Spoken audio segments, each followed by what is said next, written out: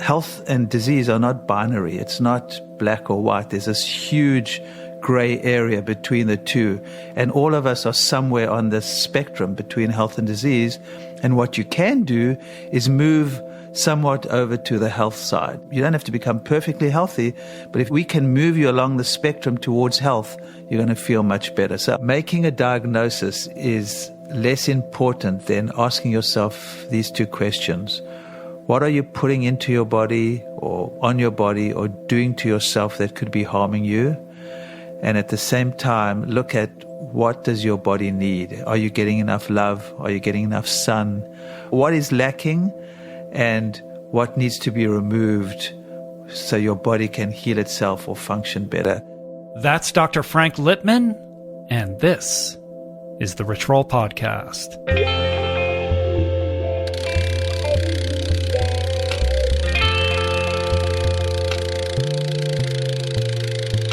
The Rich Roll Podcast. Hey everybody, how you guys doing? What is happening? How are you? What is the good word? Welcome to the show that goes deep, the show that gets intimate with some of the world's most forward-thinking, compelling minds, change-making personalities across a wide spectrum of basically everything well-being. My name is Rich Roll.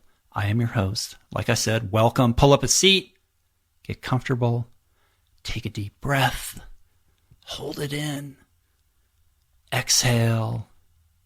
How does that feel? Feels pretty good, right? Pretty damn good. Sometimes we just forget to breathe. It can change everything, your whole perspective in just a moment. Got Frank Lipman on the show today, the good doctor, Frank Lipman, as well as a good friend and functional medicine pioneer. He's dropping in for his second appearance on the show. His first was way back in the day, episode 72, back in the double-digit days from all the way back in February of 2014. If you did miss that one, and many of you probably did, as the show has grown considerably since then, I suggest you delve into the archives and give it a listen at your convenience for many reasons, not the least of which is that it really explores Frank's background, which is truly fascinating in much more detail than we do in today's conversation, which provides some great context. Today's conversation is much more focused on the practical tenets of preventive medicine with, I think, more than a few great takeaway nuggets that you guys are really going to enjoy. So I just got back from Italy, hosting our retreat in Tuscany, got home a day ago, and a little bit jet lagged, so sorry if I sound a bit spaced out, but pretty grateful, gotta say, pretty darn grateful. It was amazing. Julie and our crew, we flew into Rome initially. We spent a few days there acclimating and touring around the city, and then spent 7 days at Borgo Aisolana, this extraordinary villa in the Tuscan countryside, hosting this retreat. I think we had 38 campers, and it went well. It went really well. We ran. Colin Hudon, who's been on the podcast before, Chinese medicine doctor, as well as a tea expert. He hosted daily Chinese tea ceremonies. We meditated. We did yoga. We ate incredible plant-based food on a menu designed by Julie with almost all the recipes from the new book, The Plant Power Way, Italia. And I got to say, special shout out, thank you to Diego and Veronica from Love Life Cafe in Miami, who came all the way out to work their butts off in the kitchen all week to deliver really next level cuisine over that 7-day period. It was really something special. We did workshop intensives. We had a day with the Happy Pear Lads. We did a cooking demo. We toured Siena. We did holotropic breathing. That was a trip, to say the least. We did a lot, and it was good. By the way, we recorded a couple of the sessions just like we did in the Ireland retreat, including live podcasts and Q&As with the Happy Pear Boys, with Chinese medicine practitioner Colin Hudon and Ayurvedic specialist Jennifer Ayers. And I'm going to be sharing those conversations with you on this platform in the coming weeks. And after the retreat, Julie and I, we went to Venice to spend a few days unwinding, which for those of you who have been there, I mean, it's such a mind-blowing place. And the whole thing, the whole experience just left me amazed and grateful and frankly, a little baffled that this is my life, that this is what my life has become. And as I was boarding the plane home, I was scrolling through my phone and I noticed that somebody tweeted out an old blog post of mine and tagged me. It's a post called Time to Man Up. And it's a post that I wrote back in 2010 when things were very, very rough for me. We were going through a financial dismantling, and I had some very difficult decisions I was wrestling with about what I was going to do with my career and my life. And I just, at that period of time, I really couldn't see my way forward. So I decided to click on the link and read this blog post, which is something I hadn't done since I posted it 8 years ago. And it's all about the choice between fear and faith, between basically falling in line with social expectations or having the courage, the gumption to follow your instincts. And that was a very real choice for me at that time. It's a choice that I would say was far more difficult than any ultra I've ever raced. And it's a choice that could have gone either way. But I realized, as I was getting on that airplane, I had this kind of epiphany moment where I truly understood that this blessing that is my life, that everything that I get to do today can literally be traced back to that choice that I made back then, to really face fear and trust in myself. And reading that post, revisiting that time, the how and the why behind making that choice was super emotional. And it was also an instructive reminder to me. So I decided to post it again. I posted it on Instagram and Facebook and Twitter. And the response, the outpouring was pretty amazing. So if you missed it, you can go on my Instagram and find it, check it out. Or you can search the archives of my website. The post again is called Time to Man Up. And I'll also link it up in the show notes for you guys. Hey, today's episode is brought to you by Squarespace. Start building your website today at squarespace.com/richroll. Enter offer code richroll at checkout to get 10% off your first purchase. Squarespace is really the way to go. It's the simplest way for anybody to create a beautiful landing page, website, or online store. With easy-to-use tools and templates, Squarespace helps you capture every detail of what drives you. Because if it's worth the effort, it's worth sharing with the world. Here's what you get. An all-in-one platform that is completely flexible for any type of website with beautiful award-winning designer templates and award-winning 24/7 customer service. If you want a new domain, they make it super simple to set up. It's all super intuitive with these easy-to-use tools that help you create a professionally designed site regardless of skill level. You don't need to know how to code. You don't need to know anything about graphic design. They take care of all of that. And you get a free domain if you sign up for a year. So start your free trial site today at squarespace.com. Go to squarespace.com/richroll and make sure to use the offer code richroll at checkout to get 10% off your first purchase. Make your next move with Squarespace. We're also brought to you today by Mountain Rose Herbs. Based in Oregon, Mountain Rose Herbs is this amazing online purveyor of the highest quality organically grown herbs and spices, teas, essential oils, and botanical goods with a focus on sustainability.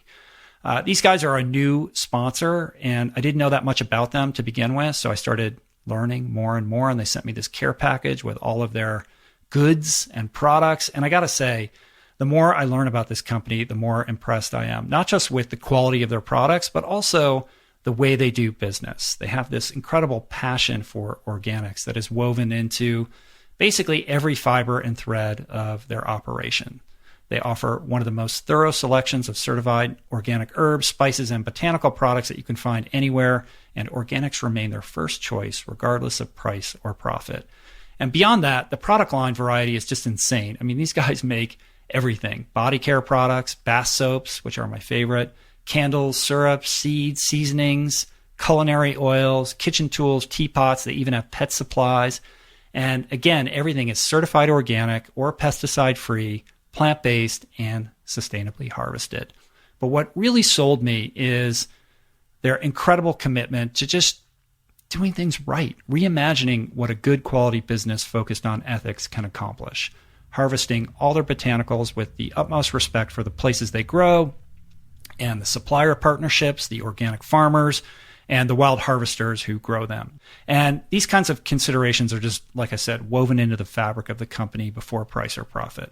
Finally, Mountain Rose is also zero waste, which is amazing. In fact, they were the first company in Oregon to earn a zero waste certification at its highest ranking, platinum, diverting 97.6% of their waste in 2017. So that's really quite something. So here you go. Go to mountainroseherbs.com and enter coupon code RICHROLL in the cart during checkout and receive 10% off through June 30, 2018. Again, mountainroseherbs.com, coupon code RICHROLL to get 10% off through June 30th. Okay, Frank Lipman MD. You know, what I like about Frank the most is that this is a guy who truly understands that health is so much more than the absence of disease. That true health, true wellness is really this total state of physical, mental, emotional, spiritual, and social well-being. And today's conversation is really a reflection of this ethos, the idea of really treating the body as an overall system, a microcosm within the macrocosm. Frank is a pioneer. He's a trailblazer. He is a leader in functional and integrative medicine. He's also the founder and director of 1111 Wellness Center in New York City. And this is where he combines the best of Western medicine and cutting-edge nutritional science with age-old healing techniques from the East. Things like acupuncture, Chinese medicine, herbal medicine, functional medicine, biofeedback, meditation, and yoga.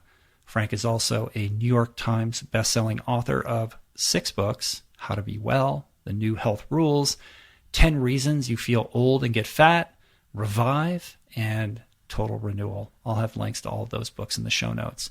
And his newest book just came out in April. It's entitled How to Be Well. And this book is both a beautiful piece of art. There's incredible artwork throughout this book. It's really quite something, as well as a very handy and accessible primer, basically on just improving and strengthening your resilience, your functioning, and your overall health. One caveat I should mention probably is that Frank is not vegan. He is not plant-based. So he and I don't exactly see eye to eye on everything, but we've been friends for years and we just have this mutual respect for each other. We agree on the majority of things that contribute to wellness and disease, and we enjoy poking a little bit of fun at each other over our differences. And here's the thing. I think if we really want to move the conversation forward on the future of health, it's important to build bridges, to take the heated emotion out of the scientific debate and really strive to better understand each other's perspectives and ultimately attempt to create consensus on the biggest issues, the biggest contributors to both health and disease. Anyway, I always enjoy Frank. Like I said, we've been friends for years. I found this conversation both enjoyable and informative, and I hope you do too. So let's get into it. Frank Lipman in the house. So good to see you, my friend. Lovely to see you. I was thinking back as we're hosting this podcast in a little meeting place in Venice because you're going to be catching a flight a little bit later. So we kind of pieced this together. And as I was driving down here to meet with you, I was reflecting back on not just our relationship, but the first time that I had you on the podcast. I mean, you were one of my very first guests back early in the day. I remember fondly doing it in your office. I remember clearly too, yeah. What's the name of the dog that runs around your office? She's not there anymore. Oh, she's not? Yeah. She passed Coconut. away. She passed away. No. My health coach went to live, who's the owner, went to live in India for 2 years. Well, you need a new dog. So I know we miss her. Coconut was wonderful. No, and the patients loved her. It was just actually very healing for people. Mm-hmm. Yeah, for sure. It's nice. I mean, it's like it's unusual to go into a doctor's office and see a dog walking around. Yeah. It's not normal, but if you think about it, that's a very healing thing. Absolutely, it's one of my tips in the book. Yeah, get a pet. Yeah. Well, we're going to talk about it. The new book is called How to Be Well. And I'm just getting a chance I'm familiar with it, but I'm just getting a chance to look through it now. It's not out yet. It comes out in early April, correct? Yeah. It's beautifully put together. It's almost like it's sort of a mashup of, beautiful graphic design with very practical, accessible knowledge about how to essentially, be your healthiest, best self. Exactly what it is. Yeah, you nailed it. Yep. It's cool. It's really well done. So I want to unpack that. But as sort of a prefatory thing that we can kind of get into a little bit before we even get into this, we have this kind of ongoing joke between us. Like you think of me as like the outlier vegan, like I'm the one vegan who actually can be healthy and go do these things. It's like I feel like the more sort of crazy races I do, that just makes me more of an outlier, and like I'm doing it to like show people like actually you can do it too. It's funny how that works, but it's all in good fun. And I think what's cool is that we can have this this friendship, this relationship amidst an environment of sort of toxic discourse when it comes to health right now. We tend to sort of navigate to our silos. I think that the conversations that are going on in health right now are reflective of the conversations that are going on in politics. Exactly. And I find that quite disheartening. Yeah. We may differ on a few things, but I would say that on 90% of things, Absolutely. we're going to agree. I agree 100%. That was exactly what I was going to say. Almost everything we agree on. It's like very few things. And even our diet is very, my diet is basically, I have a top 70%, vegetables or plants, or 70% of it vegetables, 15% fat, and when I create a perfect plate, 15% protein. Mm-hmm. Protein can be some animal protein. Right, we can quibble. We can quibble about that, like, and just so we have the cards on the table, Frank. You're my long-term project. I'm going to get you plant-based one of these days. It's going to happen. I can see it. Yeah, but we basically, I agree. I think we eat probably very similarly, except for that like 10, 15%. That's it. Right. Yeah. Right. Well, we shared you have this amazing backstory, your personal story about how you kind of came to be the person that you are and do what you do. And I don't want to get too far in the weeds on that because we talked about it last time. And if people are interested in that, you should definitely go back and listen to that episode. I'll link it up in the show notes. But I think it would be good because the show has grown so much and there's so many more people listening now who may not go back that it would be nice to kind of hear a thumbnail version of that because I think it allows people to better understand where you're coming from as a whole. So I got trained as a traditional doctor in South Africa, and I qualified in 1979. And like all other traditional doctors, I got trained in the hospital. I got trained in hospital-based medicine, crisis care medicine, to treat acutely ill patients, heart attacks, acute appendicitis, broken bones, pneumonias.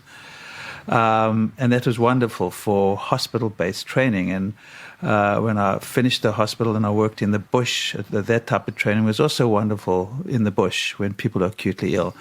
But when I came to work in a private practice in Johannesburg, people were coming in and they couldn't poop and they were tired and they had headaches and they had these problems that I wasn't trained to treat. Mm-hmm. And I realized then something's not right with the way I got trained. And actually the doctor I was working with said to me, don't worry, patients get better by themselves in spite of what we do. But I knew there was more we can do. And I saw people getting better from acupuncture and homeopathy, which was, I was working in this hip practice in Johannesburg. But anyway, I knew there was more. And then I came to the States. I immigrated in 1984 because I didn't want to live under apartheid. So my wife and I immigrated here. And I had to do 3 more years in a hospital. And I got a job in the South Bronx in 1984, which was this burnt out area of, full of crack addicts and heroin addicts. And once again, I was working in the hospital and I saw the strengths of Western medicine, treating really sick patients. But at the same time, when people would come to the outpatient clinic, there wasn't much we could do. It was, Western medicine's drugs or surgery. And I was very disillusioned with Western medicine. And there happened to be an acupuncture clinic attached to the hospital. I went to check the acupuncture clinic out, and I walk into this room, and there's about 50 addicts sitting quietly with needles in their ears. And that blew me away because these are, addicts are hard patients to treat. They're pulling out their IVs and they're shouting at you. And here they were sitting quietly with needles in their ears. So I went to check out, the guy who started the clinic, and I said, can I come, study and check this out? And he said, absolutely. And for the next 3 years, I was studying Western medicine in the hospital and seeing the strengths of Western medicine. And I used to go to the acupuncture clinic where they were seeing completely different patients, the ones who were tired and couldn't poop and had headaches, etc. And I saw, right away that they were both treating completely different patients, and they were both successful at what they were doing. Chinese medicine wasn't particularly good. If you had a heart attack, acupuncture wasn't going to help you. Mm-hmm. And Western medicine was great at the acute care and crisis care, but it wasn't particularly good at these chronic type of problems. So it was obvious for me then that I knew the future of medicine would be a combination of the two. And I think it was easier for me coming from South Africa during apartheid and knowing that the system is rotten and you don't trust the system. So I had the same feeling towards the medical system. The medical system to me was rotten to the core. It was, it had the hubris of thinking they could treat everything. So I went on this journey after my training. I had started acupuncture and Chinese medicine at the clinic, and afterwards I sought out teachers. I sought out Chinese medicine teachers in San Francisco, Harriet Beinfeld and Ephraim Korngold, who remain my teachers and friends. I got into yoga and meditation and nutrition, and it was a journey of discovery for me because I knew this is not, Western medicine was very limited. Right. It was sort of easy for me, and I knew there was a better way. I didn't have to question anything, so it was sort of what I did. And eventually it turned out, functional medicine developed, and I started practicing whatever you want to call it, functional medicine. And Jeff Bland, who's the father of functional medicine, gave me an operating manual in a way, because when I was starting, it was like a little bit of meditation, a little bit of this, and it was like a hodgepodge of everything, whatever worked. Jeff Bland came along and had a system and an operating system for me to work as a basic system, and then just combine some other things. And so that's the very thumbnail version of the story. Yeah. No, but I get it. And I think what's interesting is you having that foresight, that idea that this was indeed the future of medicine. I would suspect you might have thought that future might have been in the nearer than in the. I mean, I feel like it's only kicking in now, and now we're having this, conversation, and there's more and more people that are, exploring medical careers in the fashion that you blazed so long ago. But I would think that there were some years there when you were starting out where you would have been looked at as some kind of radical. I was for so many years, as I say, from quack to guru. For so many years, I was this outlier and quack. And here's an example. In 1987, I was they asked me to be chief medical resident at the hospital. So I wanted to give them a talk about acupuncture because I was so excited, because I was seeing acupuncture work. And I thought, well, these are smart guys. I'm going to do ward rounds. I'm going to do the rounds on acupuncture. These guys like me. I'm chief medical resident, and I'm going to, just in a very nice way, explain to them, like, it's not imposing on what you're doing. It's working for something completely different. And I thought they would be turned on. I thought people would be open. So in 1987, I gave grand rounds on acupuncture. And almost all the professors came to me and said, Frank, what are you doing? You're going to be ostracized. This is crazy. This is quackery. And no one got it. But I knew that this is what I want to do. So, it's changed a lot. Now people are much more open. And it's just interesting to see. It's, when you know something works for you and it's right, you've been down sort of the similar path. It just was the right thing to do. It was never, ever, should I do this or should I just knew what I wanted to do, and I knew it was right, and I was seeing results that there was nothing that ever questioned it, because I just knew that this is the way. Yeah, I think it requires one to, transcend this like binary notion that we have, that it's either Western or Eastern, or it's my way or the highway. And the truth, in fact, lies in a more nuanced approach. This idea that everything may have a purpose at the right time for the right person under the right circumstances. Exactly. And when you walk into your office, you have treatment rooms, you're doing acupuncture. Like, what else is going on? Well, we do a lot of nutrition now. I have health coaches guiding and supporting people through their programs. Mm-hmm. I have a woman who does chiropractic, who does active release technique, which is a targeted muscle therapy. I have my daughter now in my office, who's a therapist. Oh, wow, your daughter. That's great. So she does psychotherapy for, her thing is working with millennials. She's a millennial. She's 30.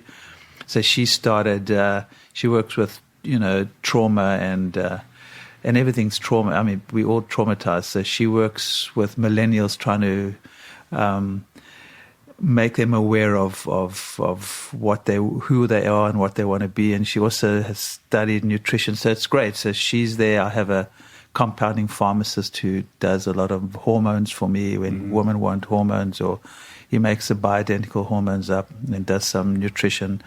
So I have a nice group of people, and then I have another acupuncturist who helps me. What is the state of the nation currently when it comes to functional medicine? I mean, obviously more and more doctors are getting into this, but I feel like we still have a long way to go. Are there certain like financial hurdles that are more difficult to climb for a young doctor who's looking to get into this, or, how does it all work? Yeah, I think the biggest hurdle is, I think doctors are definitely getting it, especially the younger doctors. I think the biggest hurdle is it's time consuming. Functional medicine, you've got to take a good history. You've got to work out what's going on because you're looking for the underlying cause. It's hard to do this 10-minute consult with functional medicine. So I think that's probably the biggest hurdle for both patient and doctor, because for a doctor to do functional medicine properly, it's hard for them to stay in the medical system and take insurance because they're just not going to get reimbursed for their time. And then for patients, it becomes expensive because the doctor's usually out of network. And so this is the problem. I mean, I agree with you. It's still a long way from where we should be, but it is slowly. For me to see what's happening, it's still very rewarding to see there are major changes happening. Mm-hmm. So if let's walk through a hypothetical. A patient comes into your office, they're ailing from some infirmity, perhaps it's autoimmune disease, whatever it is, but their whole life, all they've done is go to their general practitioner, a Western medicine doctor. How do you communicate with this person to try to get them to understand where you're coming from? Like, what is it that the average patient may not understand about how their body functions and how you can serve to, advance the health of that person? Well, things have changed radically in terms of who comes in. When I see millennials, most of the millennials that come and see me, a lot of young women who have autoimmune diseases, they've read up on this. They know what I do. You don't have to explain anything to it. It's unbelievable. Right, it's a self-selecting group of people that are. It's unbelievable how aware these young kids are, especially women. And they often come in with their mother to actually show their mother that they're not crazy. And they'll say, I told you, Ma. I told you, Ma. And then the mother sort of understands or gets it a little bit because she respects me because I'm an MD. Mm-hmm. So it's very interesting how that works. But for people who don't get it, and I'm seeing less and less of those people, I usually use metaphors. The commonest metaphor I use is if you're driving a car and your oil light goes on, you don't put a Band-Aid over the oil light. You see why the oil light goes on. And I explain to them, that's what I'm doing with your body. The oil light is your symptom. Whatever symptom it is, it's an oil light. It's telling you something's off in your body. And when you go to the regular doctor, he's just putting a Band-Aid over it. He's giving you a drug to suppress a symptom. I want you to start rethinking about these symptoms and understanding that that symptom is a pointer to some imbalance in your system. And what we have to try to do is try to discover or work out why this is happening. So when you explain to people, or they can visualize it or understand it from that type of perspective, they usually get it, especially if they've been suffering and they want to make changes and they want to get rid of, what they want to get rid of. And, the one thing I do use for older patients is a little bit of fear. I say to them in a nice way to inspire them. I say, listen, if you don't do this, what's going to happen is you're going to slowly go downhill. You may start losing some type, either it's mental function or you won't be able to move your body as well. I don't know, a little bit of fear to say, but that doesn't need to happen. Because as you said earlier, health and disease are not binary. It's not black or white. There's this huge gray area between the two. And all of us are somewhere on this spectrum between health and disease.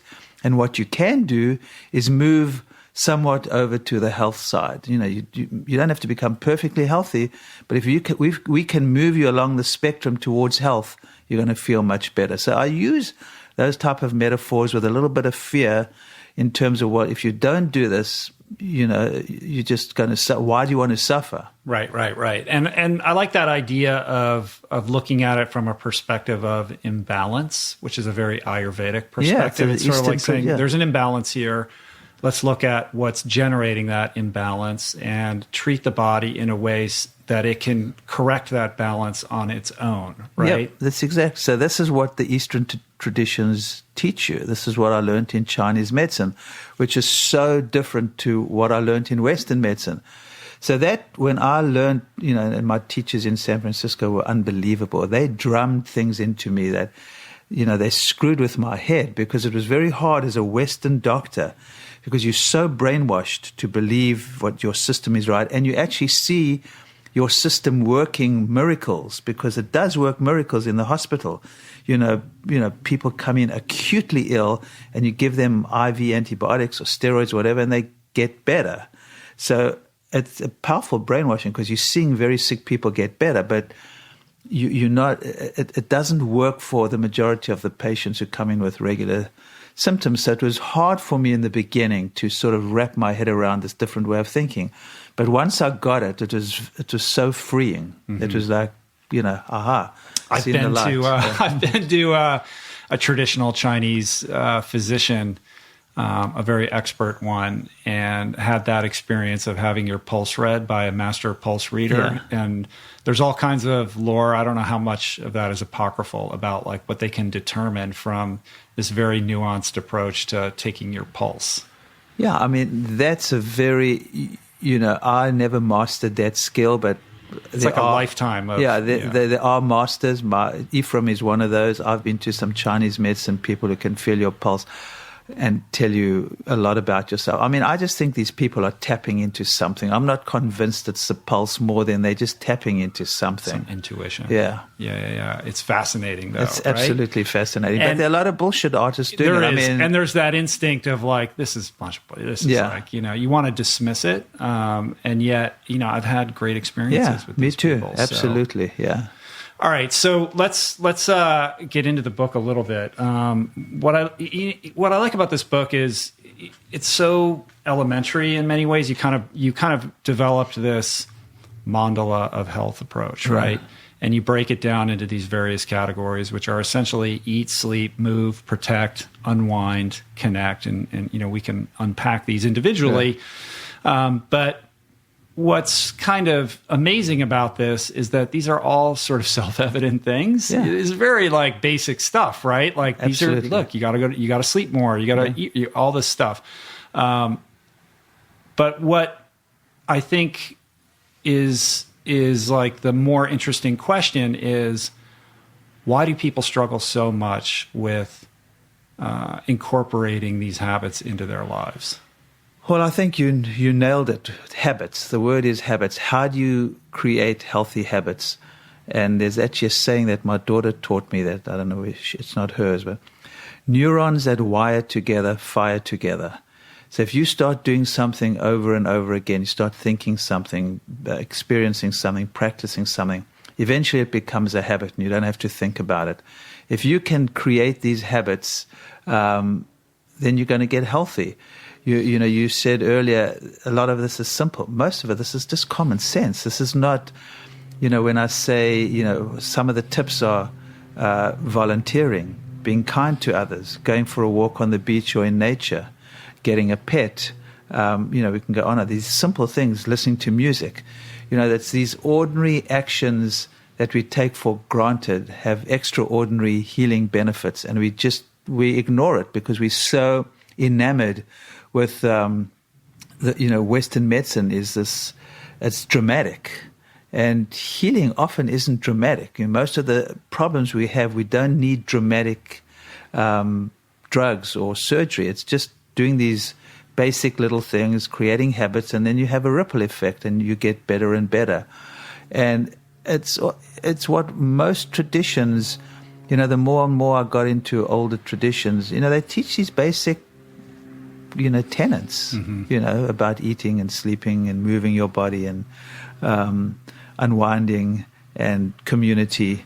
The one thing that's new for us in this day and age is the protect section, because that's how do you mitigate the effect of all the chemicals we're exposed to? Right. But a lot of it's common sense. A lot of what I do is common sense. And and that's not always so sexy, right? We always want to look at what's that supplement that we can take that's brand new that we've never heard of. Exactly. Or this new protocol that, can be sort of listed under the category of biohacking. Like that's what gets attention. Yep. But fundamentally, it's these basic things that we know that we're hardwired to do, and yet our lifestyles have moved us so far away from practicing them. Exactly. That's it. What is the most sort of common infirmity that you're seeing these days? Like when people come to you, like what is it that you're seeing people suffer from that maybe is, different or? Well, what I'd say is different is, first of all, I'd say 80% of the people who come and see me have digestive problems, but of that, 80% of those have developed autoimmune problems because of that. Mm-hmm. So there's this epidemic of autoimmune problems, especially in young women. Unless these are just the people that are coming to see me. And the tragedy of this is most of them, or many of them, or most of these autoimmune problems have been caused or have been doctor-induced by all the antibiotics that they were given as kids. My generation of physicians overprescribed antibiotics to such an extent that we have it's not the only cause, but I think it's a major factor in creating a microbiome, a gut that is so imbalanced and has killed so many of our good bacteria that it's created this epidemic of autoimmune diseases. And it makes me mad because you see these young women who should be healthy struggling with these diseases that have really been caused by, I can't blame the parents, but doctors being so liberal with antibiotics, and it's I think it's criminal.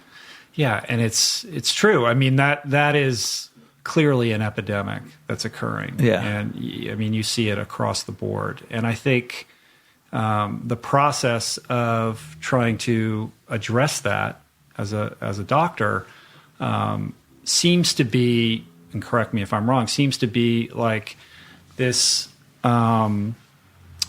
alchemy of like science and experimentation. Like there's an art to it, right? Yeah. Like it's not like, oh, you have this, so we're going to give you these probiotics and eat these prebiotic foods and you'll be fine and check back with me in a month. It's a trial and error kind of very delicate, nuanced approach to trying to figure out how to get to the bottom of these things. Yes, exactly. It's very nuanced. And this is where the art of medicine comes in, which, interestingly enough, in South Africa, because we didn't have the money to do all the testing that is done here, you got drummed into you to take a really good history, because if you take a good history, you usually will get what the problem is all about. So a lot of it is in the history, and it is nuanced. It's because you're working on many levels. You're working with the fear of these young women, that they're going to not have children or they're going to have problems. You're working with them having to deal with their families and friends on how they're going to have to eat. They're struggling in their work environment because they're tired and they can't cope. So you're dealing on many levels. So a lot of what I'm doing is you inspiring, you motivating, and I've told you this before. When I said some of these young women come in and they're vegans, and you are always my example I give, well, you should check out Rich Roll. No, one guy that I know. No, well, because you need to inspire people, and your story is inspirational. And what I can give you a list of powerful women, vegans as well, to add to your list. Well, give me, because a lot of what I'm doing is trying to motivate these young, because most of them are young women. You're trying to inspire and motivate them and make them realize that they can get better. Because if someone believes they can get better, there's much more chance that they're going to get better. So you're not only changing their diet and giving them supplements, but a lot of it is working with where their head's at. And you want them to really believe in you. You want them to believe in themselves. And you want them to realize that they can get better. So it's worth the hardship of the changes they're going to have to make, because they have to stop eating crap, and they have to, make a point of getting enough sleep, and usually they're going to have to either start meditating or doing some breath work or yoga, whatever it is.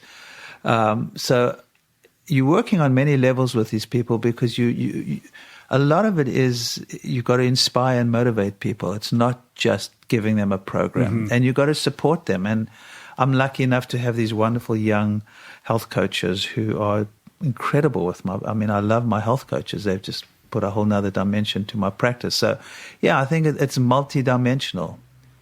And I think that plays in beautifully to this idea of the mandala, because the sort of Western mind instinct is to say, okay, let's make a how-to list or a list, and okay, what's the most important thing, and I'll do that first. And the idea of the mandala is that you can enter at any point and go on what is essentially, as much a spiritual odyssey as anything else on this process of uncovering and discovering, right?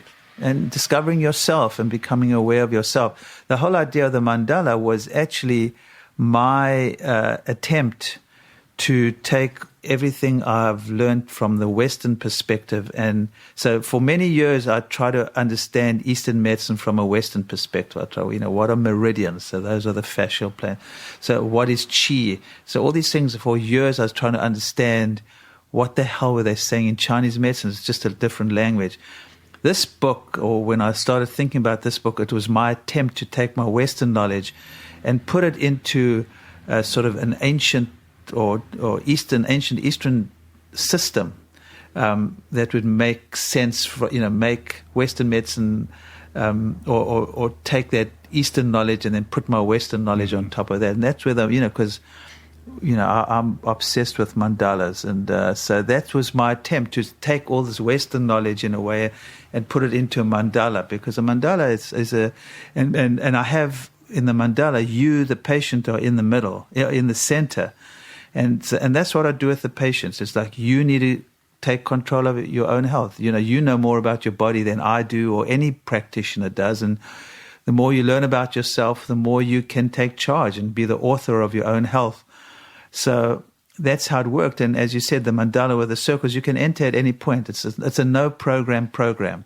It's not a dogmatic system, a specific diet, a specific exercise regime.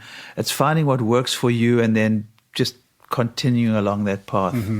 And fundamentally, it's self-empowering, right? It requires Absolutely. you to take personal responsibility and shoulder that for yourself, which is the antithesis of the traditional experience of going to the doctor, who, in many cases, that person, to no fault of their own, it's really a systemic thing, strips you of that agency and says, don't go on the internet. I'm going to, and try to figure this out for yourself. I'm going to tell you what to do. Just do what I say.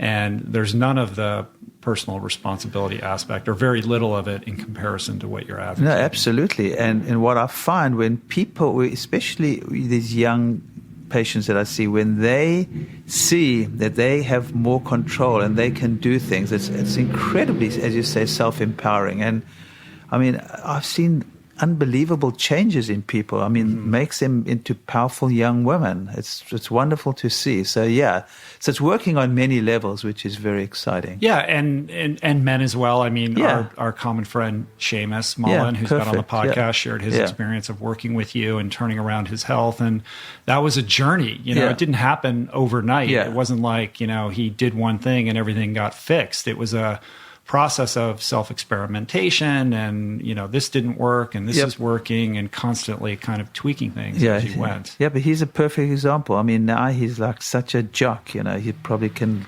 outride you. Or I'm sure he can. He's a strong dude. Yeah.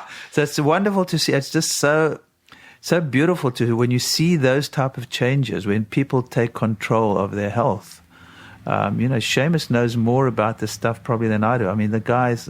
So I love that. I love when you can do that, when you can take people on this journey, and then it's like taking, bringing up some wild animal, setting them free. It's wonderful. Mm-hmm. I want to get a little bit deeper into this idea of protect, which is one of the pillars, or one of the arms of the mandala, so to speak, because I think this is important, and it kind of gets overlooked, or it gets cast aside as as like woo woo or something like that. If you start talking about like, well, I need to detoxify, or there's too many toxins in my system, people are going to start looking at you a little bit weird, like you're making it up, right? So walk me through like your perspective on how the human body kind of deals with environmental, nutritional, and sort of stress-related toxins. Right. So why I put it in there is because, as you say, I mean, everyone knows you eat, sleep, move, relax, and connect or community. I mean, that's pretty standard. But as you point out here, people, or too many people, don't realize the plethora or the number of chemicals and toxins we are exposed to on a daily basis. And that's because, whether it's the food or the water we drink, or how the cosmetics we put on our skin, or how we clean our houses, most of these products now have chemicals in. So it's not that we're exposed to 5 or 10 or 20. We're exposed to hundreds and hundreds on a daily basis. And our bodies do have detoxification systems. We have, our liver is the job of our liver. Exactly, in particular in our gut. The problem is our detoxification systems are overloaded because of the number of chemicals we're exposed to on a daily basis. So for some people, they can manage. For other people, especially some people who have maybe some enzyme deficiencies, or, which could be genetic, they struggle. And then they can deal with 5, 10, 20, 100 toxins. But once the body gets overloaded, or it overwhelms the detoxification systems, then problems start, because these chemicals can cause all sorts of problems if they're not broken down properly. Some of them are endocrine disruptors, which is very common. So they affect your hormones. So we're seeing a lot of younger women with hormone problems.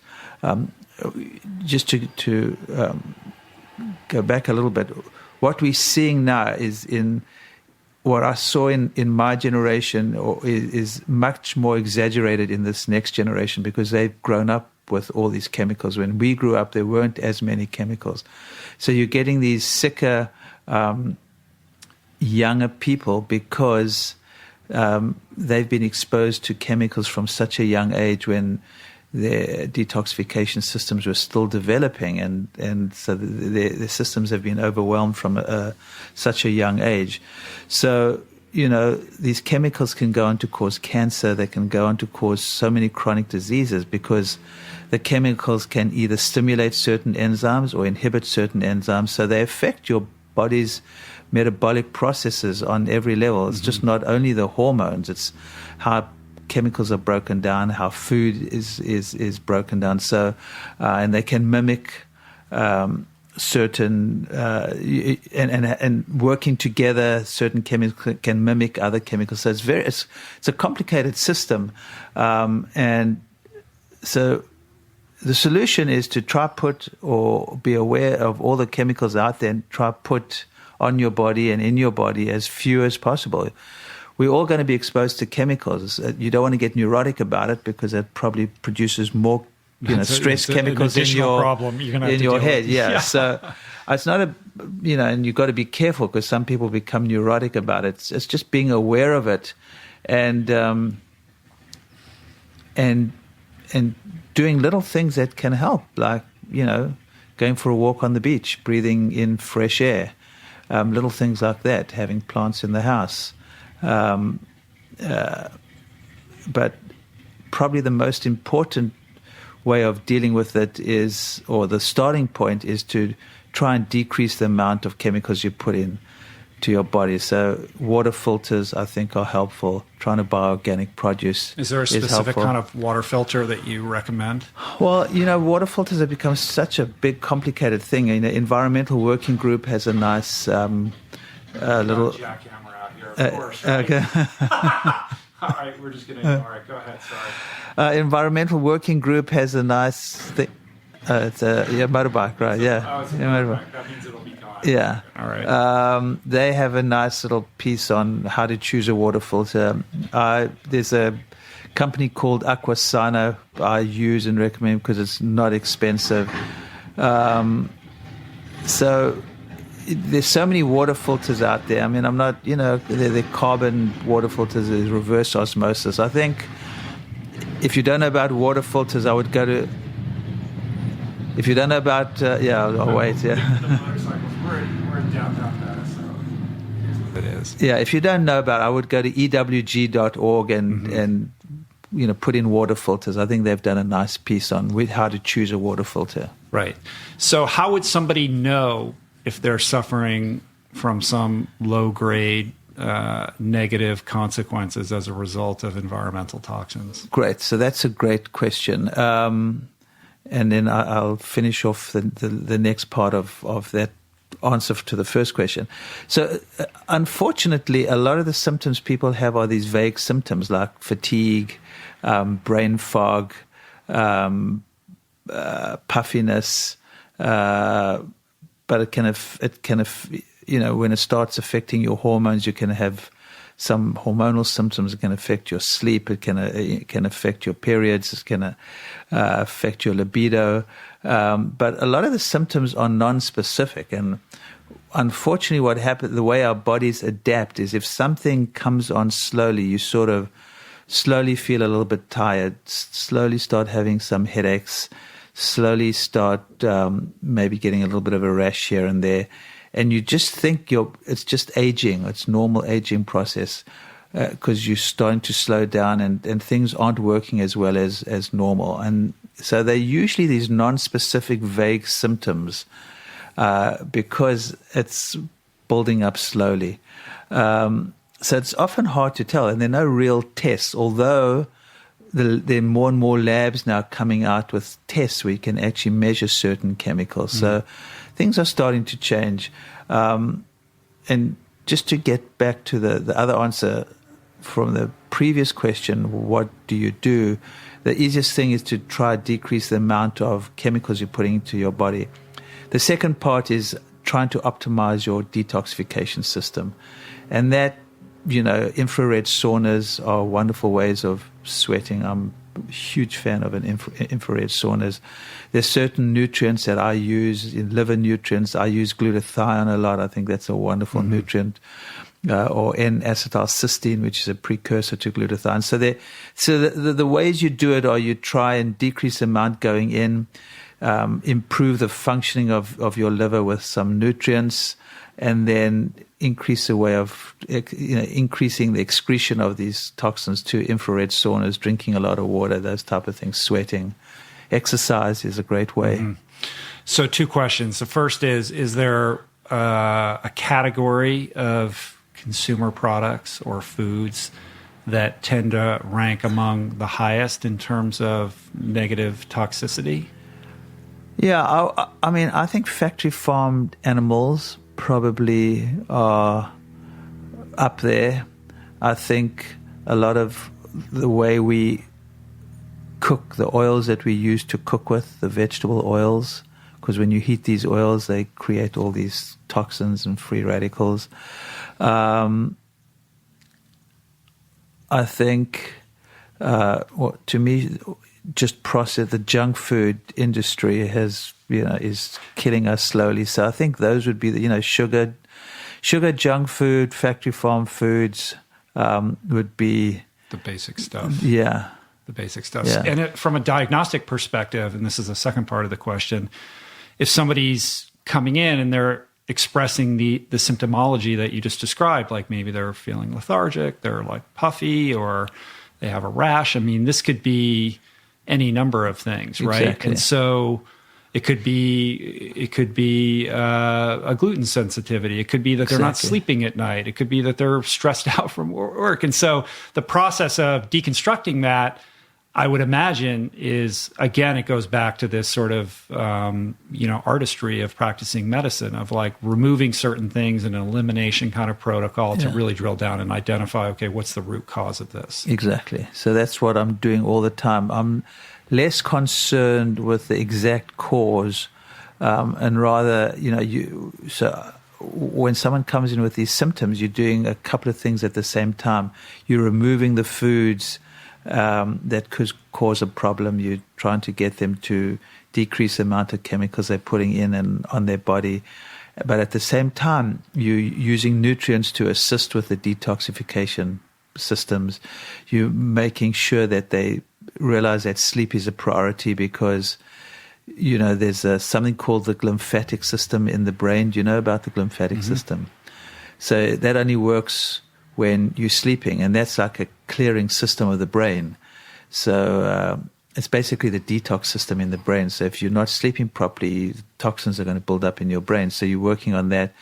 You definitely always have to work on giving them some way to relax a little bit, even if it's, we're often starting off with apps, Headspace app, Calm app, just getting people to relax, and getting them to move their bodies, and explaining to people, you don't have to go to the gym every day, just move your body.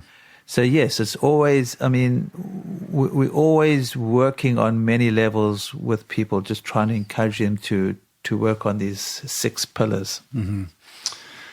We're in an interesting time in which we have never been, it's a weird juxtaposition. We've never been sicker or fatter in the history of the human race. And at the same time, we've never had more access to helpful knowledge and more of an interest in health and wellness. We're eating foods that are making us fat, but also are depriving us of nutrients, right? It's just, it's a bizarre situation. So how do you sort of think about your approach to your patients in terms of trying to get them to understand the relationship between the foods they're eating and the behavior patterns that they're adopting, and the impact that has both on the short term and the long term implications for their health? I think these days most people get it. You explain to them that the default choices we have in the culture are generally unhealthy, and you have to make an effort. You have to take control of yourself and realize that if you're just going to eat what's out there, and if you're just going to continue with the old ways, you're not going to get better. Just look what it's doing to the culture. Now 40% of American adults are obese now. The numbers from 2015, 2016, 40%. 4 out of 10 also probably obese. deficient in all sorts of vitamins and minerals, right? Exactly. So you have to make that effort. I just think it takes work. That's why, with the Mandala, you, the patient, are at the center of your healthcare. You need to make that effort, be aware.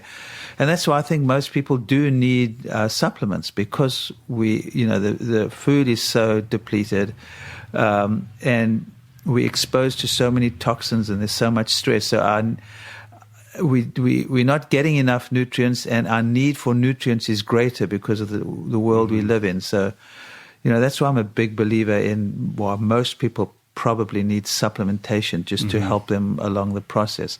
So you just got to explain to people that, and once again, scare them a little bit. If they don't make changes, you're going down this path of dis-ease and discomfort.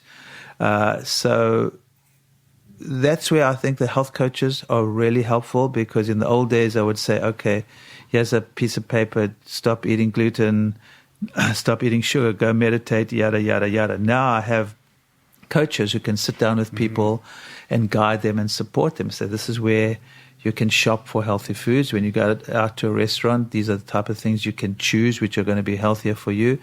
These are the yoga studios in your area. Here's some apps you can use. So there's so much out there. But people, there's so much information, people don't know where to turn, and they're time constraints. People don't have the time. So if you can help, direct people and say, this is what you need to do, and then help them, this is how you do it, and then support them through that process, it makes it much easier. And that's been extremely successful in my practice. Having health coaches has been the best thing that's ever happened. Yeah, it's the accountability piece. Yep. I mean, you're creating a level of engagement that most people don't have with their health practitioner in a way that holds them accountable and has them feeling like somebody actually cares and is looking after them. Exactly. And it's that's a huge piece, Major. right? And Major it allows piece. then the healthier choice becomes maybe not the most convenient choice, but a more accessible choice. Absolutely. And it allows that person to develop a sense that it's within their grasp. Exactly. Right? Yeah. And that's what is happening now, because there are so many healthier choices, and having someone guiding and supporting them is just, it's priceless. Yeah. And, it's also a confusing time. I mean, I sort of talked about how we have access to all this information, but if you go online and search about health or diet, you're going to find so many conflicting opinions, and it's bewildering to even an intelligent, well-intentioned patient or consumer who's trying to get to the bottom of this. And it's so much so that you could I sympathize with the person that just throws their arms up in the air and says, well, forget it. Right. And this is why I wrote the book, because there is so much information, and I thought, well, maybe I'm a trusted resource. These are the basic things. If anyone can do this, these are the basic things you need to do. And they're like over 100 tips, because it's not just about diet. For some people, diet is a hard place for them to start. But if you can start by, going for a walk on the beach, if you can start by just learning to breathe, if you start by listening to some music, if you start by having some fun, if you start by eating dinner at the table with your family. I mean, there are so many things we can do that are going to make us feel better. And so the book is really this how-to book for people who are overwhelmed, and you just start, and you can do it at your own pace. So that's why I think this is my favorite book, because I think after all these years of seeing different struggles and my struggle with trying to get patients to do things, I think I've found something that I think people will connect with and see that it's not that difficult. Right. And these, as we always say, these ordinary actions have extraordinary healing effects. Things we take for granted. And that's what you said. We said from the beginning, 90% of what we believe is the same. It's that little, and which is fine, because there's no one right diet for everyone. There's no one right diet for anyone anyway. So, but that's what I love about you. That it's like, I'll give you shit all the time. But I know. It's all right.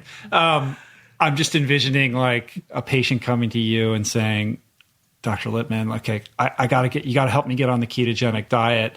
And you're like, well, do you eat dinner with your family? No. Do you go for walks? Do you take care of yourself? Not really. How many hours of sleep do you sleep a night? 3 or 4. It's like exactly what happens. Let's start. Yeah, right. Yeah. Let's start with like fixing that first, rather than jumping on the bandwagon of whatever the flavor of the month is in terms of what's making headlines. Yeah, and not that I don't use a ketogenic diet for some patients, and it can be very effective, very difficult.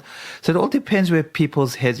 Part of what you do as a practitioner is you try and gauge who this person is sitting in front of you, and try work with where they're at and sort of penetrate their being and try read them and see what is going to work best for them. I mean, that's the art, I think, of medicine, trying to understand who this person is in front of you and how can you inspire them to take charge of their own health. Right. As somebody who is a proponent of supplementation, help me separate fact from fiction in this world. Or do you want specific questions? Well, I think I intentionally left that a little bit broad because I think I agree with you. I think even people that are eating really well, because our soils are depleted and our food is perhaps not as nutritious as it once was, even somebody who's attempting to do all the right things can still do a blood panel and realize they're vitamin D deficient or they're vitamin B12 deficient or they're slightly anemic or any number of these things. And then the conversation then turns to, okay, how do we rectify this? I would imagine that some supplements are more worthy of our attention than others. And of course, this is a case-by-case individual thing. But where is the hype and where is the solid foundation for, practical implementation? Right. I think the word I use is targeted supplementation.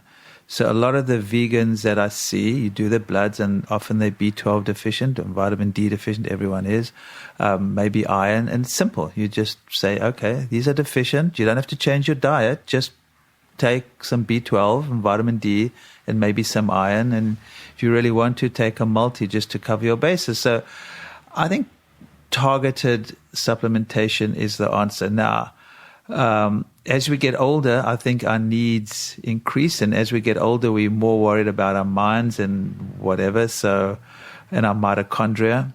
So, for instance, I take a shitload of supplements. I mean, do I need as many? Maybe not, but I don't.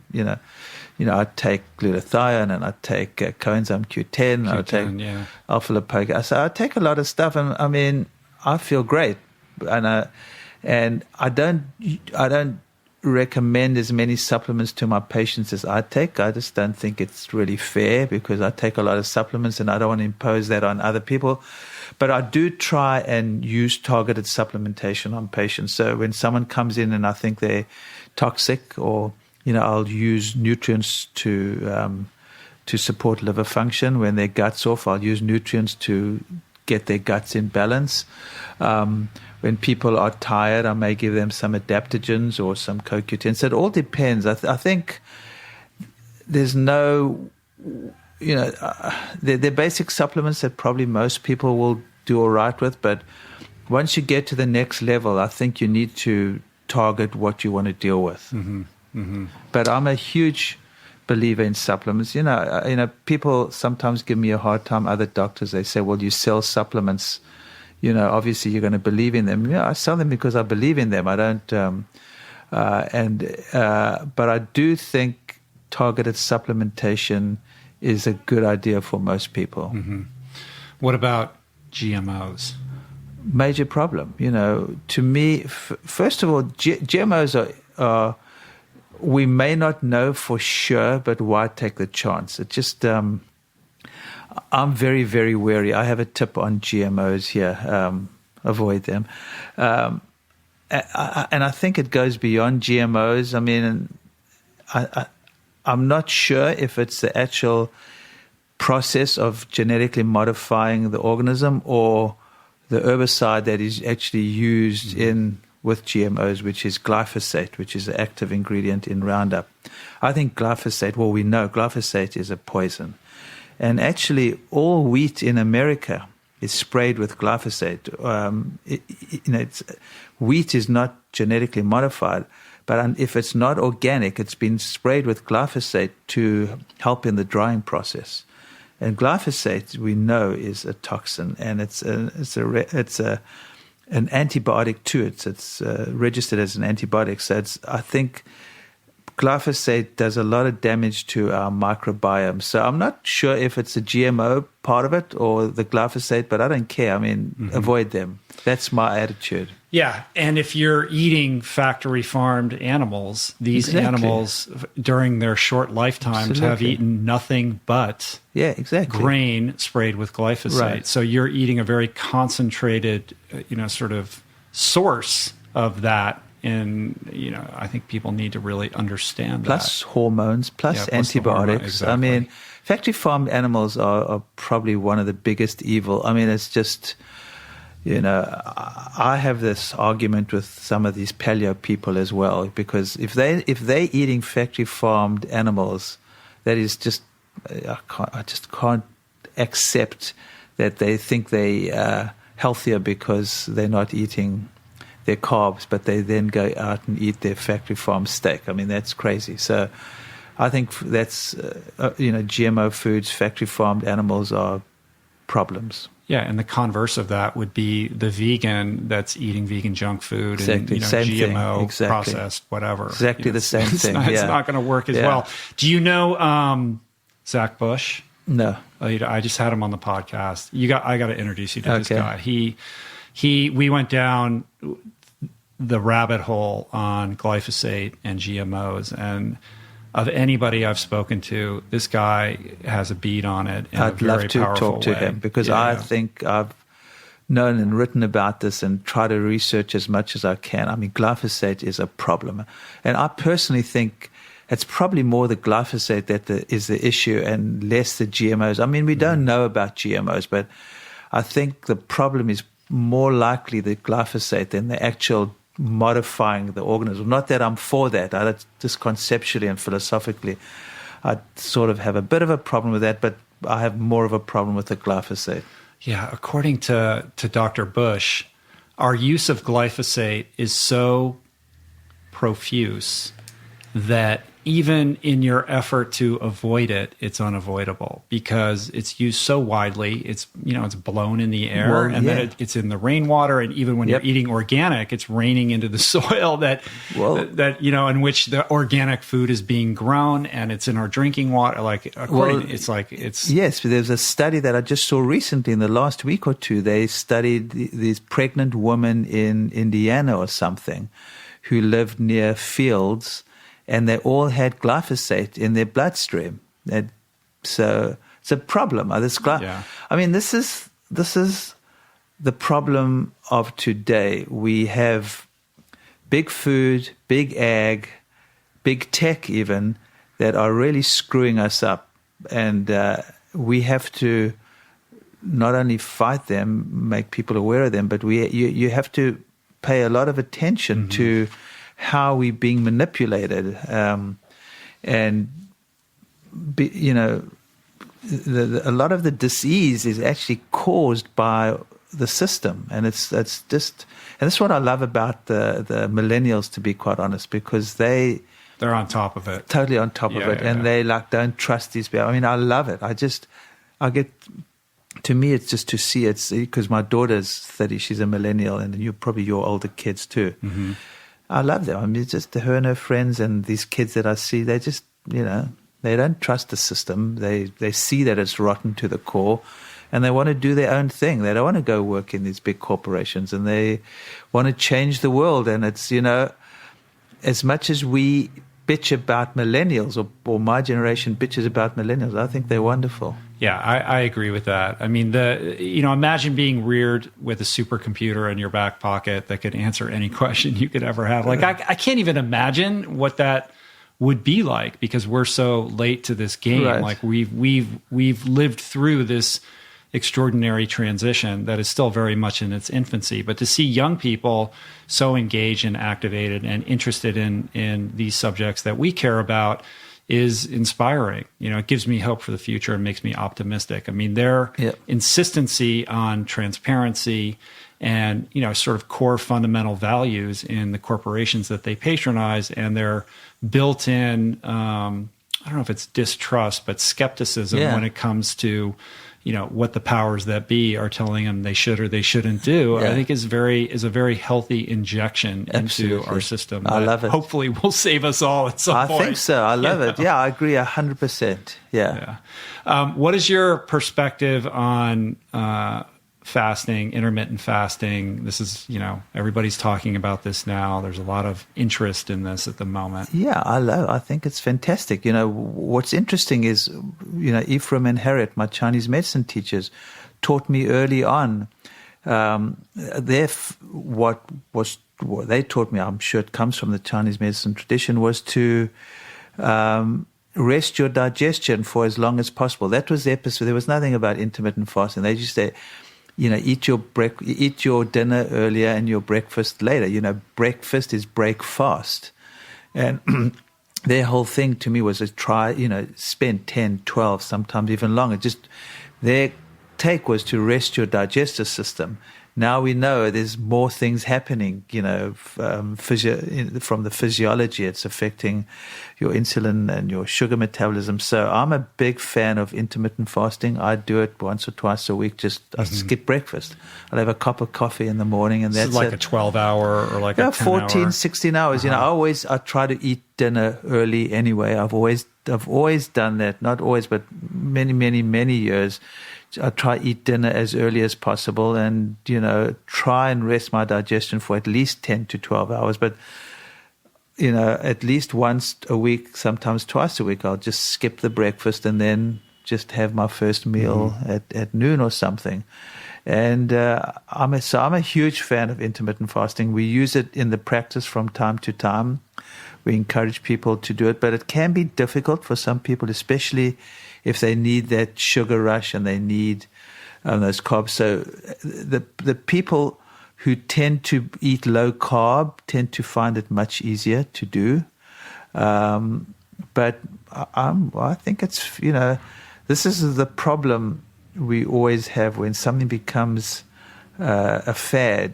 You have to take the fad away from it. And, I do think there's a place for intermittent fasting, and just once again, it's definitely resting the digestive system, which is a great thing. But it's actually, we're now seeing more and more of these positive metabolic effects as well. And those metabolic effects, let's explore that a little bit. Physiologically, biochemically, there's autophagy that's happening. Exactly. Like, what exactly is going on that is creating the positive benefit, and what is that positive benefit? Well, the positive benefit is it's helping stabilize some of the hormones, and as you said, the autophagy is happening at the same time. Your cells start to break down and get rid of the crap. So it's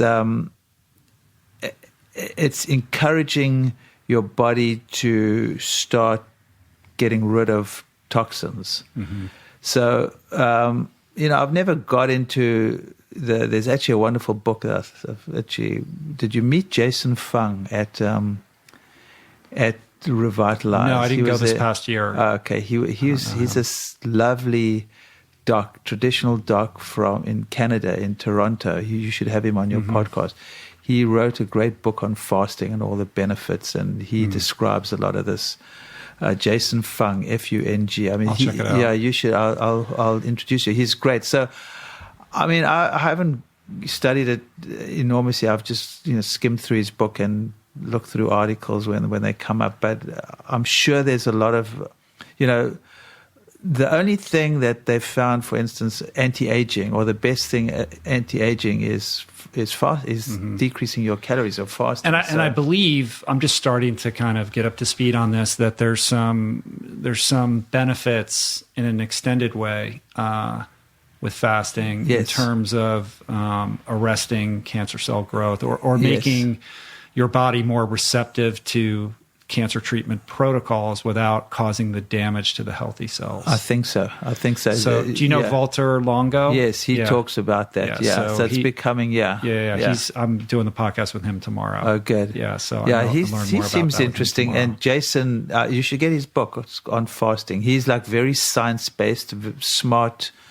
He's an endocrinologist he's a nephrologist, but smart, nice, couldn't be nicer, and really sort of looks into things in a real scientific way. I don't do that, but he's just a good resource.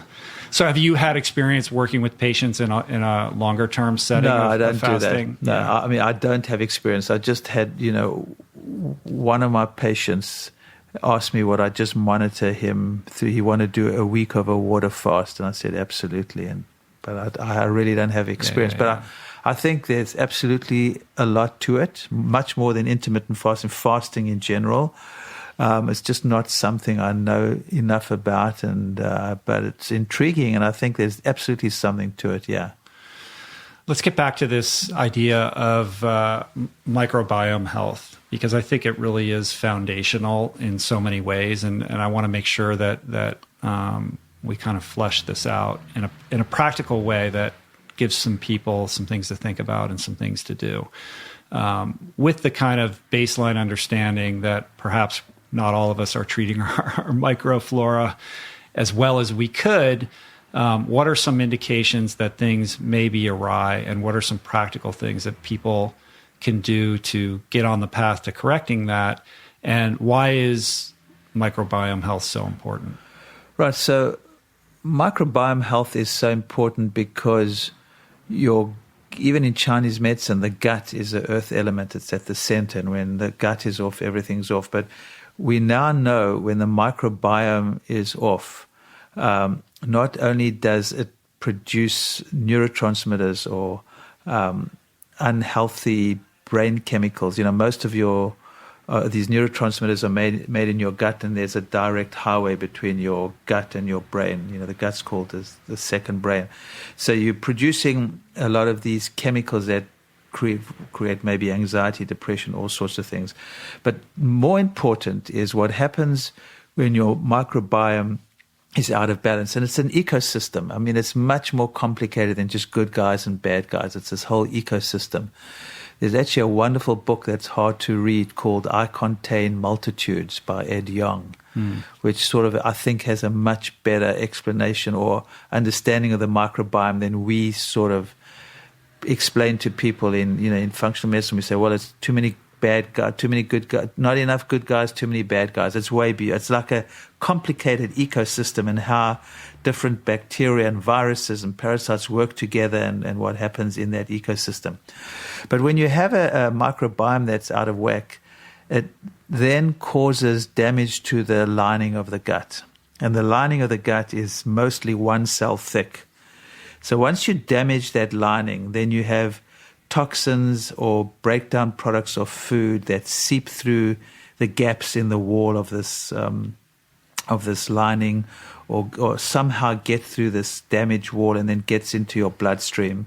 And those toxins and breakdown products of food go into the bloodstream and then go all over your body, and your body sees it as foreign and starts trying to protect it and creates antibodies. And often those antibodies start reacting against other normal tissues in your body, and that's how autoimmune problems start.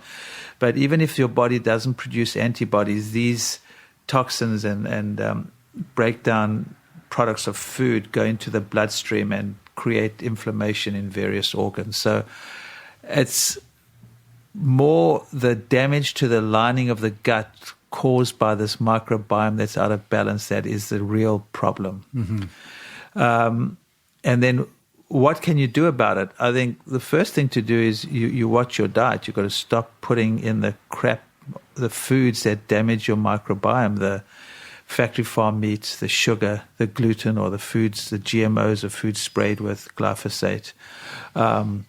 Chlorinated water can actually affect your microbiome. I didn't know that. Yeah, don't take antibiotics. What about when I go to the pool and I'm swimming in chlorinated water? Yeah, that's fine. I wouldn't worry about that. I can't imagine how much chlorinated water I've swallowed over the years. Yeah, I mean, we're all going to do things that affect our microbiome. So the antibiotics,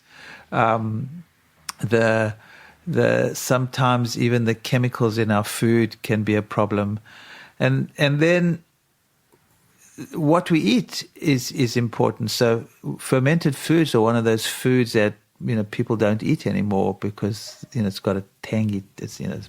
Sometimes the taste is hard to get used to. And one of the tips that I give people that most people don't know about is the good bacteria, or the ones you want to foster growth of, actually feed on fiber that you can't break down. So lots of fiber. This is where the good plant-based foods come in. And I tell people, don't eat your stalks and your stems, whether it's asparagus or the broccoli. That part that you cut away and throw away, eat them, because your bacteria, that's what they feed on. Mm-hmm. They feed on that fiber.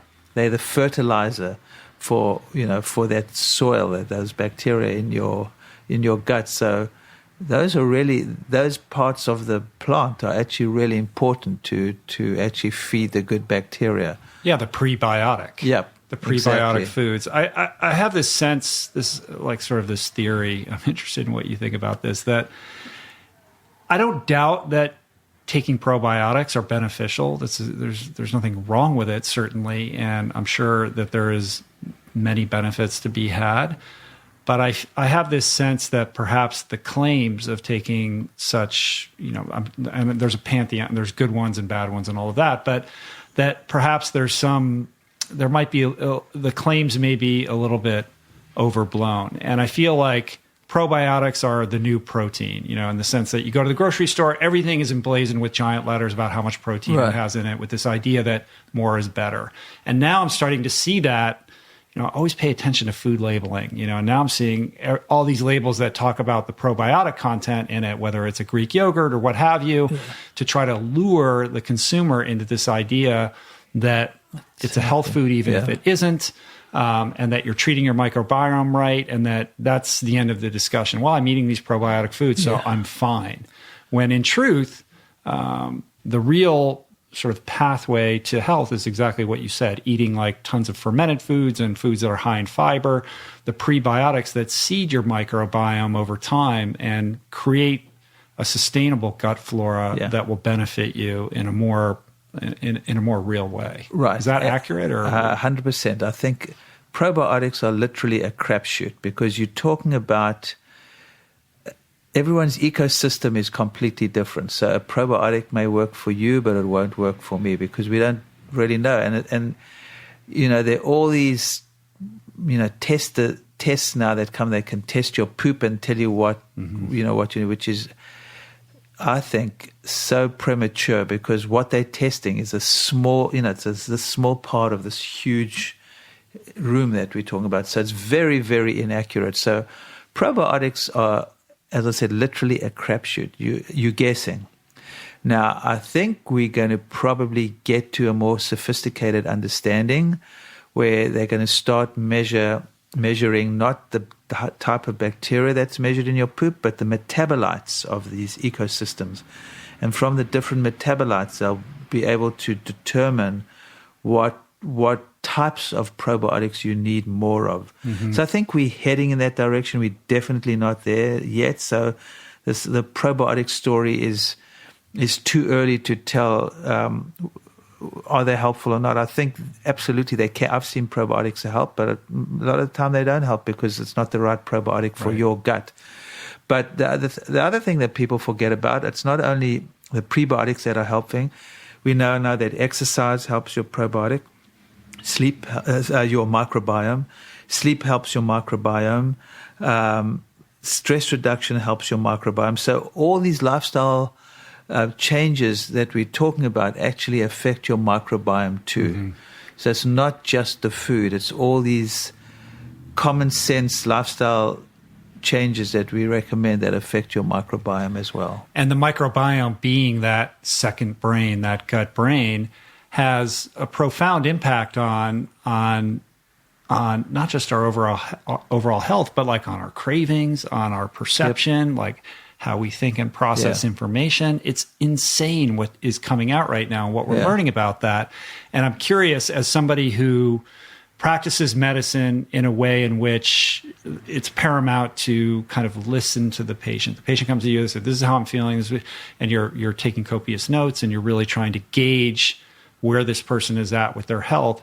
How do you parse truth from fiction? Or maybe that's not the best way of putting it. Like when somebody comes to you and says, "Oh, well, I've been doing what you said, Frank, and I'm doing good, but my body is telling me I need this or I need that." Sometimes that's a signal that you are deficient and you should be eating something.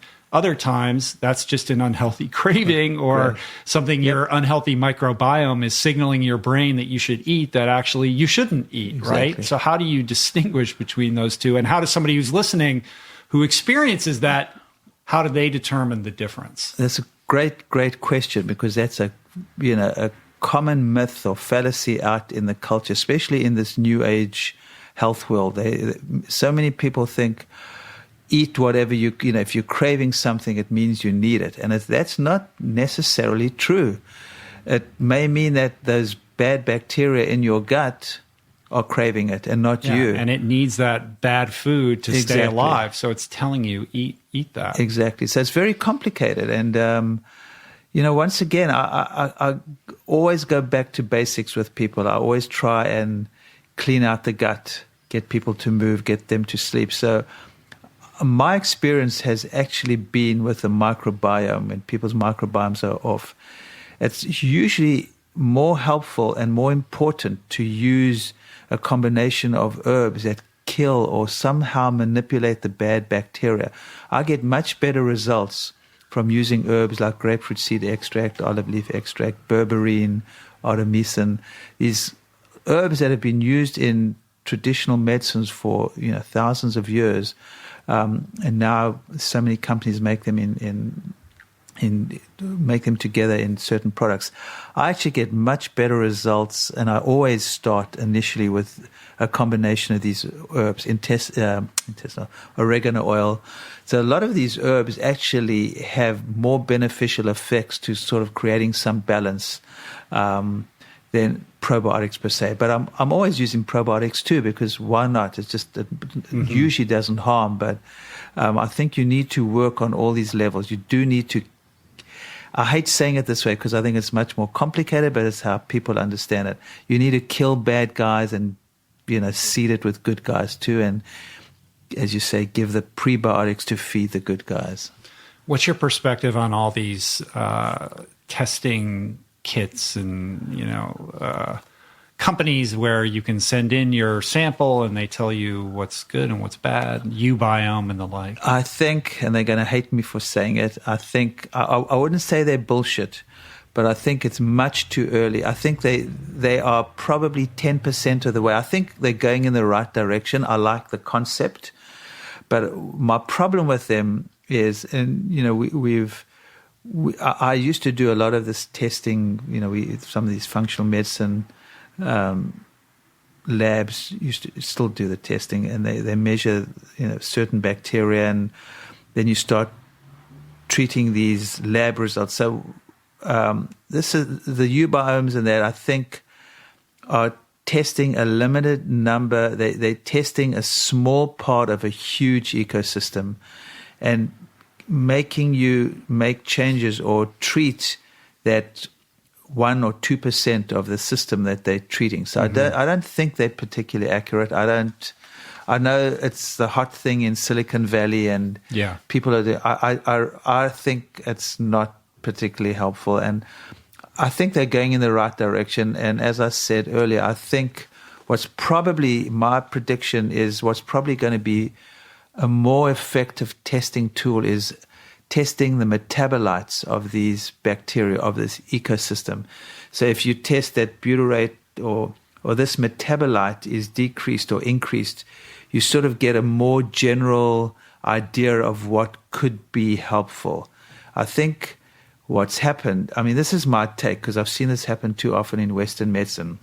It's so reductionist that they take one little part and then they start treating that part. And to me, it's just, in a way, although it comes out of the holistic world, it's a very Western reductionist way of seeing the microbiome and treating the microbiome. And I think it has limited value. I know people are going to get pissed off with me about it, but I really think it's not going to be that successful in the long term. But I do think it's a good step in the right direction. But at the moment, I'm not impressed, and I think they're doing it in this Western reductionist way, which I don't think is the right way in the long term. It's too much of a sophisticated ecosystem there to do it that way. Do you think there's a possibility, though, to figure out some way of doing it in a way that can scale, that takes into consideration the nuanced, sophisticated factors? I think we're getting there. I just met this couple actually here in LA yesterday, because I've always thought about that, and this book, I Contain Multitudes, actually articulates these concepts pretty well. It's hard to read, but I think you should. It's a really good book, and it sort of goes against a lot of this faddy stuff, or the way we sort of see the microbiome. But I think he's got a much better take on it than anyone else. I do think this couple yesterday was telling me about their company where they agree, because I was talking about this in a talk I gave, and they came up, they were all excited, and they said, we agree 100% with you, and we actually are starting to measure these metabolites. Yes, so I think we're going to get there. I do think it's possible. I think it's a great, the potential of measuring your poop to give you information can be extremely helpful. So, yeah, I do think we're heading in the right direction. I think measuring metabolites are probably going to be the way to go, but we're far from there now. Maybe it's happening so quickly. In a couple of years, we're going to be there. But I do think it is part of the future of medicine. Mm-hmm. What do you think are some of the health fads that you're seeing out in the world that are popular at the moment that you think are bullshit? I hate saying anything's bullshit because, a lot of these things help people. And a lot of these things on, what happens in America, it's like interesting to see because, when you come as someone coming from the outside and you come inside. The beauty of America... Like de Tocqueville. Hey? Coming to America with the outsider's perspective and an ability to see it more objectively. Yeah, what I love about Americans is they take on new ideas and new concepts. It's so much harder to get through to these old cultures with these new ideas, so it's very exciting. But what happens is people get the nuance goes away. So let's take juicing as an example. I mean, I'm not saying juicing is bad, but what's happened to the whole juice world is, I think, terrible because you're putting all this sugar into people and it's not good. That doesn't mean juicing is bad. Ketogenic diets, I think, have a place in the lexicon of or the toolkit in medicine. But, people take it to such extreme. It's not. That's also the American way. Yeah. It goes back to reductionism also because, juicing. So now I'm just going to juice, or now I'm going to, prick my finger and be ketogenic for the rest of my life. Right. I don't think any of these ideas those are unintended consequences of what might start, what may have started as good ideas that have a certain place. Exactly. And I think that happens it's very often. Yeah. Yeah. But it's like love, There was this woman yesterday at this talk, and she's doing all this crazy stuff. I love people who do that because I think experimenting and exploring all these things is wonderful, but ultimately you need to understand who you are, how your body works, what works for you, and understand that it may not work for you, even although it works for your spouse or your friend. And so ultimately it's about learning about who you are and what you want in life and what works for you in life. And also, I think a humility and an appreciation of just how unbelievably, mind-bogglingly sophisticated our bodies are. Absolutely. Right? Yes. That there is this grand interplay of countless systems working together in unison, and perhaps not in unison, which leads to dis-ease. And that it's never going to just be one thing. Exactly. And the idea that we have that something can be fixed with one thing, I think, has led to amazing medical breakthroughs, but also led us very astray. I agree 100%. What I often say to my patients is, there's usually not a magical bullet, and making a diagnosis is less important than asking yourself these two questions. what are you putting into your body or on your body or doing to yourself that could be harming you? And at the same time, look at what does your body need? Are you getting enough love? Are you getting enough sun? Are you getting enough salt? Are you getting, or, what is lacking and what needs to be removed so your body can heal itself or function better? So when you see it that way, you try and pick away at the things that could be affecting this ecosystem that is we are as human beings, and what can we add to it? And adding to it is not just probiotics; it's adding community. It's sun, for instance, has got such a bad rap. Maybe not in California, but I'm with you on that. I think we talked about that last time. Yeah, I'm upset. I think being in California, people are overly obsessed with sunscreen in an almost neurotic, crazy way. Yeah, as if people have been living under the sun. Now, I'm not saying sun can't cause problems, but too much sun and going crazy, absolutely. But this is what happens. We get caught up in it's always binary. It's either it's good or it's bad, and most things are nuanced, which makes it a little more difficult when it comes to trying to convey a message, because it can't be drilled down into a clickbaity title or some product or anything like that. Exactly. So if somebody's listening to this and they're nodding their head and they're agreeing with you, and perhaps they're struggling with some health issue, but there's no functional medicine doctor in their area, they can, of course, pick up your book. They can sleep more. They can eat better. They can do all the things that you lay out in the book. But what is some, now I'm going to ask you to be reductionist, to like give somebody just some basic things that they can think about beyond what we've already talked about, and work into their lives that can have a positive impact. Right. I think if you can find meaning in your life, a purpose, a passion for something, to me that's probably as important as stopping to eat sugar.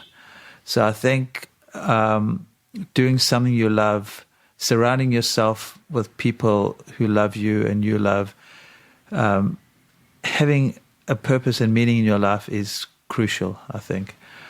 I think our addiction to technology is becoming more and more of a problem. I think probably as bad as sugar. I mean, as I've probably said this 1,000 times, sugar's the devil. Everyone should just stop as much as they can eating sugar. But I think this technology part of our lives, as much as it's helpful, is becoming more and more of a problem. It's a huge problem. Especially with millennials, this addiction to they can't live without their phones. They want more likes on their Instagram or whatever. It's becoming a problem. And actually I see it. My daughter does a lot of this stuff in therapy. She's also, she's seen this as a huge issue for her generation, this addiction to technology. And I wish the millennials would be as aware of the big food. They're aware of big food and big ag and these big corporations. I'd like them to be aware of big tech. I think big tech are manipulating us in the same way. And I love Google and I love all these things too, but we've got to be very careful of how, if it starts controlling you, it becomes a problem. I think awareness around that is starting to percolate. There's a guy called Tristan Harris. Yes, I saw there was an audio, who was an Facebook or one of those. Facebook or Google? I think he might have been Google. Yeah. Now he's got this foundation that's really studying the impact of this and speaking out about the extent to which these products are specifically devised to captivate our attention and addict us. And it's a huge problem that we're all sort of willingly, signing up for. And, I notice it myself. I'm not immune from this. Like I'm an active participant in that world. And I know that it's not good for me. And it's become more and more incumbent upon me to create boundaries. And as somebody who's in recovery and has addictive tendencies, like I feel the resistance to that. Like I see my addict body acting up and my attachment to this thing. Yeah. And it's just, alarm bells are going off. Like, this is not good, Yeah. So, and then the last thing, which is a little bit vague at the moment, but I think it's going to become more of a problem, is electromagnetic fields. The whole, we're starting to hear and see more and more patients who are super sensitive and have become super sensitive to all sorts of things. And, they can't even go into a house with Wi-Fi. Mm-hmm. So I think this EMF issue is going to become more of a problem with Wi-Fi everywhere. And I mean, we're starting to see the odd person, but I think that probably in time is going to become more and more of an issue. Have you seen patients that, like, how do you identify that? Well, you know what, actually, I read about it, and, in the stuff that I read, there are doctors who talk about it, and I thought, yeah, maybe. And then I got a call from a brother of a friend of mine, someone who I grew up with in South Africa, who's the straightest guy, who, the last person I would have thought, he's just not into the stuff. And he became sensitive to EMFs. Mm-hmm. And, some of these people, you think, oh, they're a bit crazy or whatever. He's like one of the straightest people I know. And when I heard his story from him, that really made me realize that this is real, because he's not the type of guy who's going to get quiet. And, so I'm hearing more and more of these stories. I think it's early days. Venice Spikes. Yeah. I think it's early days, but I believe in the next couple of years we're going to see more and more of it. Yeah, I have we have a good family friend who was suffering. I can't remember exactly what her symptomology was, but she was able to identify that it was directly related to the Wi-Fi signal in her house, and they've had to remove it. She had to move. They had a guest house at their house. She had to move into the guest house for a period of time to kind of stabilize after that. Yeah. And at first I was like, come on, but then I was like, oh no, it's actually real for her, and she's gotten better, and I'm like, there's definitely something there. Right. But we don't know what more will be revealed. No, yeah. But it's frightening, because if anything, the signals that swirl around us are only going to become more omnipotent. I agree. Omnipresent. It's say. As they say, the canaries in the gold mine, in South Africa. What they used to do is they used to send canaries down the mine, and if they didn't come back, there were these toxic fumes coming up. So the miners wouldn't go down, and if the canaries came back, then it was safe to go in. And I think these people are the canaries, but no one's going to listen anyway. It's not one of those things. It's too esoteric for the powers that be to change anything, and people want their Wi-Fi. I mean, everyone wants Wi-Fi wherever they go. So, I think we're at the very early stages of that. Cool. Well, we got to wrap this up, but I want to kind of close with this idea of self-empowerment, which I think is really at the core of the new book. Yep. There's something about when somebody feels engaged and emotionally connected to their own health journey that fuels the further exploration and growth of that person. If you can just, and I'm sure you've had this experience countless times with patients, you just get them to adopt one or two healthy habits, they start to feel a little bit better. Yep. They see the results, they experience the results, and then suddenly the lights go on. There's an enthusiasm and a level of engagement that you can then sort of, like as you birth a child into the world, say, go forth and prosper now, because that person is going to take that responsibility seriously and invest in themselves. And I think this book is a great primer for catalyzing that in individuals. And, I just know in my own experience, that's part of I'm not here to tell anyone what to do. I'm here to hopefully just ignite a spark. And I trust that if I can ignite that spark, that person will have, their version of my experience or your experience. And it's not for me to say what that looks like, But I think that's the way to really kind of activate people in a way that is most potent.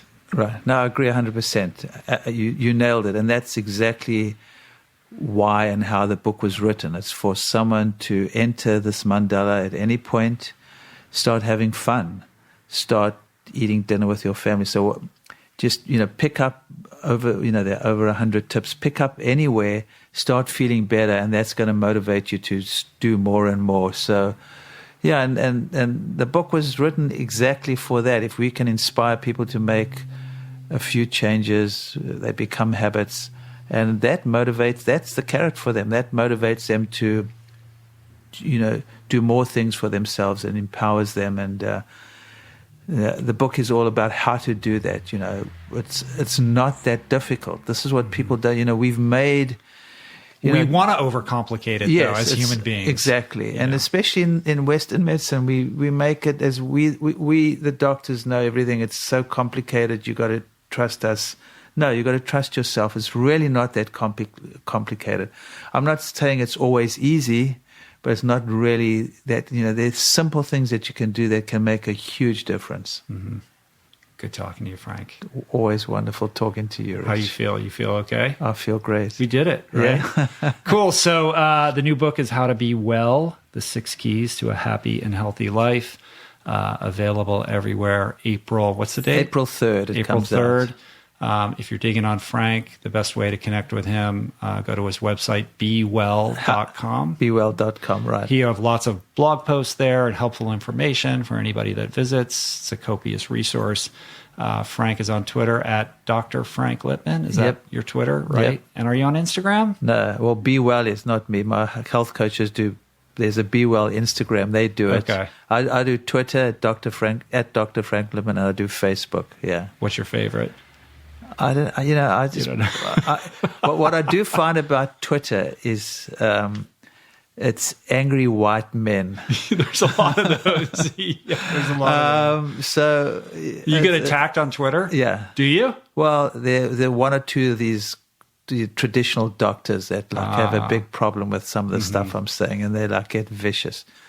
So you're not making change if you're not if you don't have a few of those guys out there. So not that I care. It's just interesting that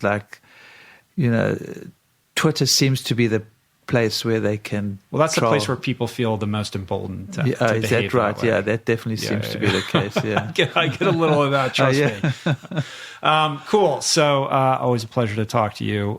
Let's end it with one last thing. I think I asked you this last time, but I ask it of all the doctors that I have on the show. If you woke up in a parallel universe and you were the Surgeon General in this administration, what would be the first order of business? Clean up the food system. Wendell Berry says. Wendell Berry is a famous American philosopher.